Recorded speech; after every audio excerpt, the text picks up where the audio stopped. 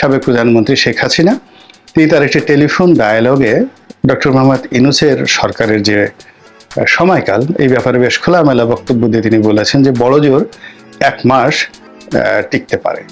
তো 1 মাস যে সময় তিনি বলেছেন তাতে আনুমানিক নভেম্বর মাসের 5-6 তারিখে ওনার এই ডেডলাইনটা শেষ হয়ে যায়। এবং এরই মধ্যে অনেক জায়গা থেকে এমনকি একজন বিসিএস কর্মকর্তা তিনিও তার কাউন্টডাউন অর্থাৎ তার চলে যাওয়ার যে সময়কাল সেই সময়কালের দিনক্ষণ এটি নিয়ে মানুষ গণনা করা শুরু করেছে, যেটিকে কাউন্টডাউন বলা হয়। এরকম একটা স্ট্যাটাস দিয়েছে উর্মি তাবাসসুম নামক একজন সরকারি কর্মকর্তা, যা কিনা নজিরবিহীন, এবং এটি নিয়ে সারা বাংলাদেশে পক্ষে এবং বিপক্ষে কথাবার্তা হচ্ছে। কেউ উর্মির পক্ষে বলছেন, কেউ কেউ আবার তার বিপক্ষেও কিন্তু বলার চেষ্টা করছেন, কিন্তু বাস্তবতা হলো সমস্যা কিন্তু আছে। দ্বিতীয়ত এখানে কতগুলো বিষয় আছে যে মর্নিং শোজ দ্য ডে, একটি সুন্দর সকাল আপনাকে বলে দেবে যে সারাটা দিন কেমন যাবে। তো ডক্টর মোহাম্মদ ইউনূস সরকারের যে প্রথম 10 দিন বা 15 দিন ভালো যায়নি, নানা রকম প্রাকৃতিক বিপর্যয়, প্রকৃতির পক্ষ থেকে ব্যাড সিগন্যাল, রেড সিগন্যাল। যখন কেউ ক্ষমতায় আসে প্রথম দিকে প্রকৃতি খুব ভালো আচরণ করে, আবার কেউ যদি দীর্ঘমেয়াদে ভালো করতে না পারে প্রকৃতি প্রথমে তাকে সিগন্যাল দিয়ে দেয় যে your signal is not good. অতীতে যখনই দেশের মানে একটা কথা আছে না, রাজার দোষে রাজ্য নষ্ট প্রজা কষ্ট পায়। তো যখন একটি সরকারের প্রতি আল্লাহ রহমত থাকে, বরকত থাকে, তো সেখানে প্রকৃতি সহায়ক হয়, সেখানে ফসল হানি হয় না, অতিবৃষ্টি হয় না, বন্যা হয় না, ঝড় হয় না। তো সেখানে মানুষের জীবনে একটা উচ্ছলতা থাকে। কিন্তু এই সরকার আসার সঙ্গে সঙ্গেই প্রথম 15 দিনে বা 1 মাসে যে প্রাকৃতিক দুর্যোগগুলো হলো এবং এখনো পর্যন্ত যেভাবে চলছে, মানুষের মনে সুখ শান্তি কিন্তু নেই, এবং এটি একটা ব্যাড সিগন্যাল। এই গেল একটা। 2 নম্বর হলো আইন শৃঙ্খলার যে অবনতি, এটা ডক্টর মোহাম্মদ ইউনূসও স্বীকার করেছেন, এবং তিনি এটাকে একেবারে প্রায়োরিটি দিয়ে, শুধু প্রায়োরিটি নয় টপ প্রায়োরিটি দিয়ে তিনি চেষ্টা করছেন যে এই জিনিসগুলো তিনি করবেন, আইন শৃঙ্খলা উন্নতি করবেন, কিন্তু সেটা তিনি পারছেন না, তিনি সেটা পারবেন না, আর এটা পারা সম্ভবও নয়। এর কারণ হলো সমাজে যে ক্ষত তৈরি হয়েছে, গত 15 বছরে যে বঞ্চনা, লাঞ্ছনা, তারপরে নানা রকম যে ঘটনা, এর ফলে কি হচ্ছে, এই পুরো অর্থ ব্যবস্থা, সামাজিক ব্যবস্থা, তারপরে আমাদের যে সামাজিক স্ট্রেংথ, সবকিছুর মধ্যে একটা ভেবাচাকার মতো একটা অবস্থা তৈরি হয়ে গিয়েছে। এই জায়গাগুলো রিপেয়ার করার জন্য যে পলিটিক্যাল কনসিয়াস দরকার, যে নেতৃত্ব দরকার, এবং তৃণমূল পর্যায়ে একেবারে ইউনিয়ন থেকে শুরু করে কেন্দ্র পর্যন্ত যে রাজনৈতিক নেতৃত্ব দরকার, এটা ডক্টর ইউনূসের পক্ষে সম্ভব নয়। এই কারণে কি হচ্ছে, এই আইন শৃঙ্খলা যে উন্নতি, এই উন্নতির পরিবর্তে অবনতিটা বেশি হচ্ছে। এখন উনি যদি দীর্ঘমেয়াদে থাকার চেষ্টা করেন, সেইভাবে প্ল্যান করেন, পরিকল্পনা করেন, এবং জনগণকে খোলামেলা বলেন যে আমি 5 বছর থাকবো, এবং সেই অনুযায়ী উনার যদি সাহায্যকারী শক্তিগুলো উনি এভাবে পেয়ে যান, পলিটিক্যাল অ্যালাই পেয়ে যান যারা তাকে সহযোগিতা করবে, যেভাবে এরশাদ সাহেবকে করেছেন, যেভাবে জিয়াউর রহমান সাহেবকে করেছেন, এই পলিটিক্যাল সাহায্য এবং সহযোগিতা ছাড়া, অ্যাটাচমেন্ট ছাড়া ওনার আসলে এই আইন শৃঙ্খলার যে অবনতি, এই জায়গা থেকে বের হওয়া সম্ভব নয়। তো সেটাও তিনি করতে পারছেন না, বা সেই ব্যাপারে তিনি এখনো পর্যন্ত কার্যকর কোনো ব্যবস্থা নিতে পেরেছেন বলে আমার কাছে মনে হচ্ছে না। এখানে তার যে ব্যর্থতা, সেই ব্যর্থতার মূলে তার যে বিখ্যাত থিওরি 3-0 তত্ত্ব কাজ করছে। ওনার সঙ্গে যারা আছেন, পরামর্শ দিচ্ছেন, তারা সবাই গত 15 বছর ধরে মজলুম। সেই প্রথম আলোর মতিউর রহমান সাহেব বলেন, ডেইলি স্টারের মাহফুজ আনাম সাহেব বলেন, কিংবা তার উপদেষ্টা মণ্ডলীদের মধ্যে যারা আছেন, সে আদিলুর রহমান বলেন, আসিফ নজরুল বলেন, সবাই মানসিকভাবে বিপর্যস্ত, আঘাতপ্রাপ্ত, মামলা মোকদ্দমায় জর্জরিত এবং তাদের সামাজিক, পারিবারিক সব জায়গাতেই তারা রাষ্ট্র কর্তৃক নির্যাতিত হয়েছেন। ফলে ঘাড় উঁচু করে, সিনা ফুলিয়ে, শক্তি নিয়ে, সাহস নিয়ে তারা যে এটি কাজ করবেন, এই দক্ষতা অর্জনের জন্য, এই পরিস্থিতি অর্জনের জন্য তাদের অন্ততপক্ষে 1 থেকে 1.5 বছর সময় দরকার।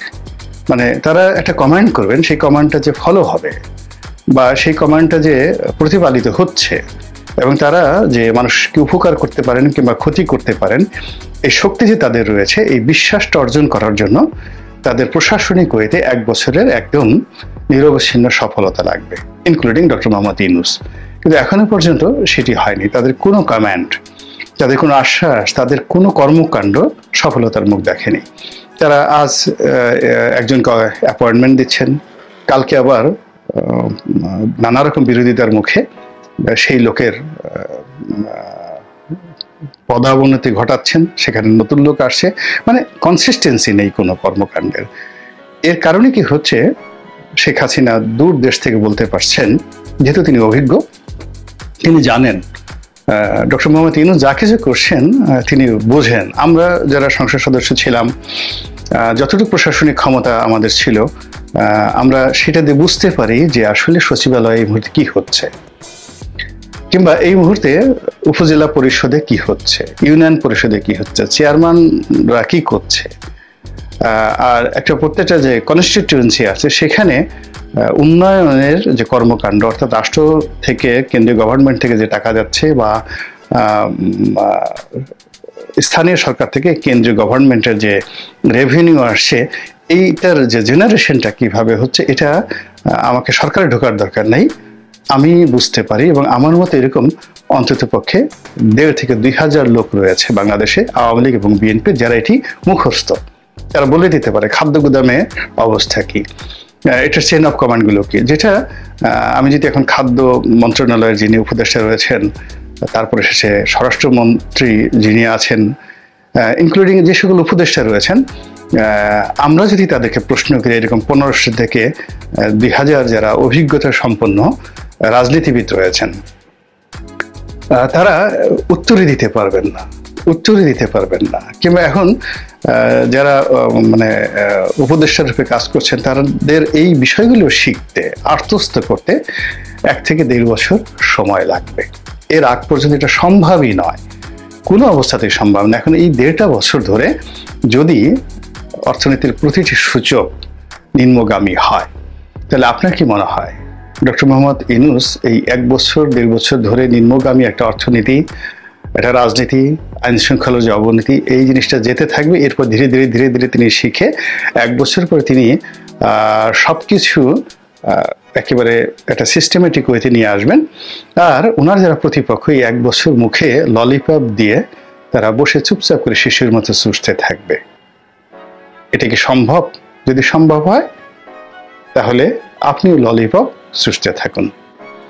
এরপরে যে পুলিশের যে চেইন অফ কমান্ড ব্রেক করা, পুলিশের কাজে যোগদান না করা, পুলিশের মনোবল ভেঙে যাওয়া, সেনাবাহিনীকে মাঠে নামিয়ে পুলিশের দায়িত্ব পালন করার চেষ্টা, পাহাড়ে যে সমস্ত ঘটনা ঘটছে, আলটিমেটলি সকল দায়িত্ব একজন 86 বছর বয়স্ক মানুষ, যিনি কিনা কখনো প্রশাসনের সঙ্গে, রাজনীতির সঙ্গে কখনোই জড়িত ছিলেন না, এবং তিনি যে কয়জন মানুষকে নিয়ে এই রাজনীতির সঙ্গে সম্পৃক্ত হয়েছেন, তারা কেউ এই কর্মে পারদর্শী নন। রাজনৈতিক দলগুলো যারা আছেন, তারাও ঠিক কিভাবে সহযোগিতা করা উচিত, এই মুহূর্তে কি করা উচিত, কোনো রাজনৈতিক দল কিন্তু ফার্মলি কোনো সিদ্ধান্ত নিতে পারছেন না। অর্থাৎ ডক্টর মোহাম্মদ ইউনূসকে কি সময় দেওয়া উচিত, নাকি নেতৃত্ব নিজেদের হাতে নিয়ে ইমিডিয়েট একটা ইলেকশনের মাধ্যমে ক্ষমতা গ্রহণ করে দেশ পরিচালনা করা উচিত? এই বিষয়গুলো নিয়ে রাজনৈতিক দলগুলোর মধ্যেও যথেষ্ট মতভেদ রয়েছে। ফলে কি হচ্ছে, সরকার এবং সরকারের বাইরে যারা স্টেক হোল্ডার আছেন, তারা সবাই প্রতিনিয়ত সিদ্ধান্ত পরিবর্তন করছেন। সরকারও করছেন, রাজনৈতিক দলগুলো করে চলেছেন, এমনকি প্রজাতন্ত্রের কর্মকর্তা কর্মচারী থেকে শুরু করে সবাই কোনো একটা সিদ্ধান্ত স্থিরভাবে নিতে পারছেন না, কোনো একটি সিদ্ধান্তের মধ্যে ধারাবাহিকতা থাকছে না। ফলে it's creating a huge problem, সব জায়গাতে প্রবলেম হচ্ছে। আর সেই প্রবলেমের মধ্যে যে যার মতো করে কাজ করার চেষ্টা করছেন, যে যার মতো করে বলার চেষ্টা করছেন। আর এই সুযোগে যারা ধড়িবাজ, ধান্দাবাজ, তারা ঠিক অতীতের মতোই এই অর্থনীতি থেকে, রাজনীতি থেকে, সমাজ ব্যবস্থা থেকে লুটপাট করার জন্য তারা নেমে পড়েছেন। খুবই দুর্ভাগ্যজনক যে বাংলাদেশের এহেন খারাপ অবস্থার মধ্যেও শেয়ার মার্কেট থেকে প্রায় 13,000 কোটি টাকার যে লুটপাট, এটির খবর প্রকাশিত হয়েছে। কতগুলো নাম সর্বস্ব কোম্পানি, যেগুলোর শুধু নাম আছে কিন্তু কোম্পানিও নেই, অ্যাক্টিভিটিস নেই, সেইগুলোকে শেয়ার মার্কেটে কারসাজি করে একটা গ্রুপ, একটা সিন্ডিকেট বিশাল অঙ্কের টাকা হাতিয়ে নিয়ে গেছে এই অমানবিক একটা সময়ের মধ্যে। এবং এটা সব জায়গাতেই হয়, যখন যুদ্ধ হয় কোনো একটা দেশে, দুর্ভিক্ষ হয়, এবং দুর্ভিক্ষ এবং যুদ্ধের মধ্যেই কিন্তু লুটপাট হয় সবচেয়ে বেশি, অমানবিক। এবং বাংলাদেশে এখন যে দুর্বল অর্থনীতি, দুর্বল শাসন ব্যবস্থা, সবকিছুর মধ্যেই কিন্তু এই লুটেরা শ্রেণী তারা তাদের সর্বশক্তি নিয়োগ করে আরো কত লুটপাট করা যায় সেই চেষ্টা করছেন। এবং অবাক করার ব্যাপার হলো যে আগে যারা অভিজ্ঞ লুটপাট করেছেন এবং সেই সিন্ডিকেট যারা জেলে আছেন বা দেশের বাইরে আছেন, তাদের সঙ্গে নতুন যারা লুটপাটকারী, তাদের ইতিমধ্যেই যোগাযোগ স্থাপিত হয়ে গিয়েছে। তো এই বিষয়গুলো মোকাবেলা করা ডক্টর মোহাম্মদ ইউনূসের পক্ষে এত সহজ নয়, এমনকি মিলিটারি গভর্নমেন্টের পক্ষেও কিন্তু সম্ভব নয়। বিকজ এই জিনিসগুলো বুঝতে হবে যে কিভাবে এই কুকর্মগুলো হয়। দ্বিতীয়ত, ১/১১ সরকারের পতনের মূলে ১ নম্বর নিয়ামক ছিল যে তারা অর্থনীতিটা বুঝতে পারেনি।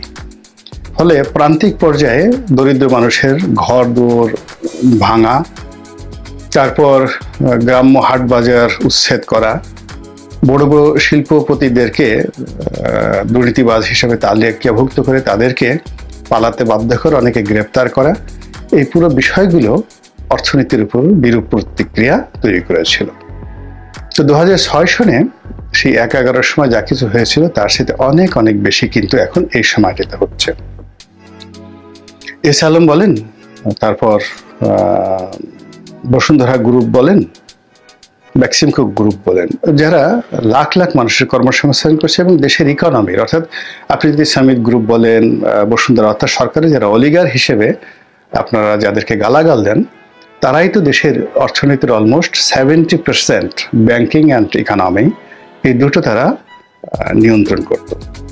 একেবারে প্রথম ক্যাটাগরি যারা অলিগার ছিলেন তারা, এবং তাদের দ্বিতীয় ক্যাটাগরি যারা অলিগার ছিলেন তারা, যেমন সিটি গ্রুপ, মেঘনা গ্রুপ, তো এরাই কিন্তু সব মিলিয়ে পুরো ইকোনমিটাকে নিয়ন্ত্রণ করতেন।